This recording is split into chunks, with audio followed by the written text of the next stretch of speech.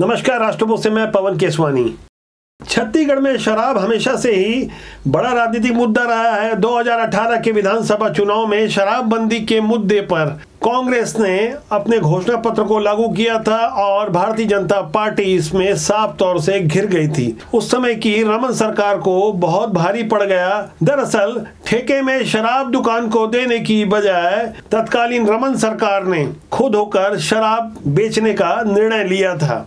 अब यही हालात मौजूदा समय में छत्तीसगढ़ की कांग्रेस सरकार के पास है, जहां विधानसभा में एक ऐसा प्रश्न लाया गया जिससे सरकार साफ तौर से असहज नजर आई। जो कि कांग्रेस के विधायक प्रमोद शर्मा ने विधानसभा के पटल में जैसे ही यह पूछा क्या सरकारी संपत्ति है शराब दुकान, साथ ही साथ विधायक महोदय ने यह भी पूछ लिया कि यह सरकारी संपत्ति है तो यहाँ 26 जनवरी और 15 अगस्त को तिरंगा झंडा क्यों नहीं फहराया जाए।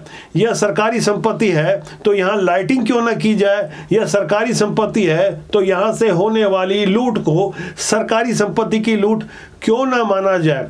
ऐसे प्रश्नों के बाद मंत्री मोहम्मद अकबर कितने सहज थे या असहज थे यह तो आपको नज़ारा आगे साफ तौर पर नजर आएगा, लेकिन वहाँ कुछ हास परिहास की स्थिति निर्मित हो गई। बावजूद इसके यह बेहद गंभीर प्रश्न है कि जब सरकार शराब बेच रही है तो भला वह व्यवस्था सरकारी क्यों ना हो। लेकिन मंत्री महोदय ने जो कुछ भी कहा उसके राजनीतिक मायने तलाशे जा रहे हैं। अध्यक्ष महोदय, मेरे मन में जिज्ञासा है।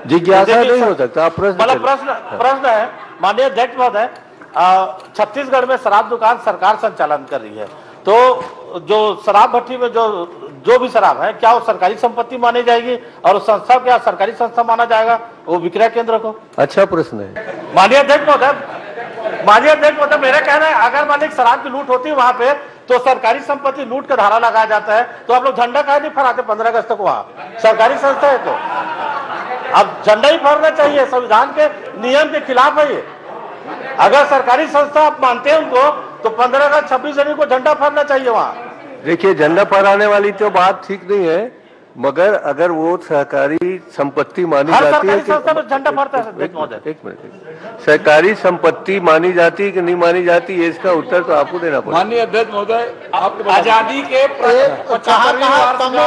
हर घर में झंडा फहराने को कहाँ झंडा फहराया जाना है बता दे भैया, नोट करा दे, वहाँ तो भेज दे जाए। सोसाइटी राशन बेचता वो झंडा फहरावे करता तो वो फहरना चाहिए राशन का। माननीय अध्यक्ष महोदय, शराब दुकान की शराब CSMCL की संपत्ति है। किसकी मैं नहीं समझ पाए तो वो क्या समझ? CSMCL कंपनी है, उसकी संपत्ति। अध्यक्ष जी, उनका कहना है कि रात को वहां लाइटिंग भी करवा दिया जाए, रात को लाइटिंग भी करवाया जाए। रात में लाइटिंग तो जलती है। जैसा कि आप सुन रहे थे कि मंत्री जी साफ तौर पर कह रहे थे कि यह तो CSMCL की संपत्ति है, यानी साफ तौर पर उन्होंने यह स्वीकार नहीं किया कि यह सरकारी संपत्ति है। Chhattisgarh state marketing corporation limited भला गैर सरकारी कैसे हुआ, इस पर प्रश्न तो खड़ा होगा ही। इससे आगे शराब को लेकर आने वाले दिनों में छत्तीसगढ़ में राजनीति किस करोड़ पर बैठती है यह भी अंदर की बात हम आगे साझा करेंगे। लेकिन यह सबसे गौर करने वाली बात यह है कि इस विभाग के मंत्री कवासी लखमा, जो अक्सर अपनी चुटीली और हास्यास्पद बातों के लिए जाने जाते हैं, लोग उनका मजाक उड़ाते हैं, शायद यही कारण रहा होगा कि मोहम्मद अकबर उनकी जगह बोलने के लिए खड़े हुए, जबकि मुद्दा शराब और आबकारी से जुड़ा हुआ था। विधानसभा में कई ऐसे ही नज़ारे आगे भी देखने को मिलेंगे। यहाँ डॉक्टर रमन सिंह ने एक बड़ा मुद्दा उठाया जो कि इन दिनों छत्तीसगढ़ की राजनीति में छाया हुआ है। दरअसल पंचायत एवं ग्रामीण विकास विभाग से जैसे ही मंत्री TS सिंहदेव ने इस्तीफा दिया और इस्तीफे के साथ उन्होंने भारतीय जनता पार्टी को एक बड़ा मुद्दा दे दिया कि 8 लाख गरीबों के मकान जो प्रधानमंत्री आवास योजना के तहत बनाए जाने थे, इसे लेकर 10,000 करोड़ की प्राप्तियां होती और सरकार इससे कैसे चूक गई, गरीबों का कैसे अहित हुआ। ऐसे तमाम प्रश्नों की झड़ी जब डॉक्टर रमन सिंह ने लगाई तो विधानसभा के हालात और नज़ारे कैसे थे, इस पर आप गौर कीजिएगा।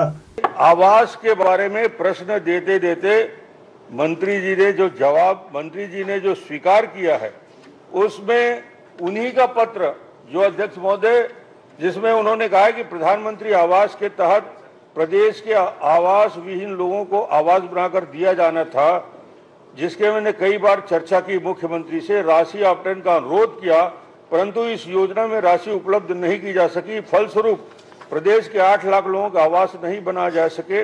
इसके अतिरिक्त 8 लाख बनाने में 10,000 करोड़ की राशि जो हमारी अर्थव्यवस्था में सहायक होती, हमारे जन घोषणा पत्र के 36 लक्ष्य के अंतर्गत आवास योजना का अधिकार प्रमुख रूप से उल्लेखित है।